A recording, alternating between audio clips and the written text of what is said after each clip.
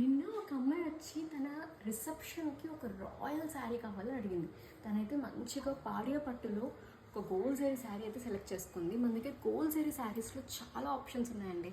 రిచ్గా నిజంగా రాయల్గా కనిపించాలి అంటే ఇలాంటి జరీ శారీస్ చాలా బాగుంటాయి. పాడియా పట్టు ఈ శారీ అయితే చూస్తున్నారు కదా, మంచి కాంట్రాస్ట్ గోల్డ్ జరీ మీద బంచెస్ ఆఫ్ రోజెస్ అసలు బంచెస్ లాగా ఎంత బాగా ఇచ్చేసారో.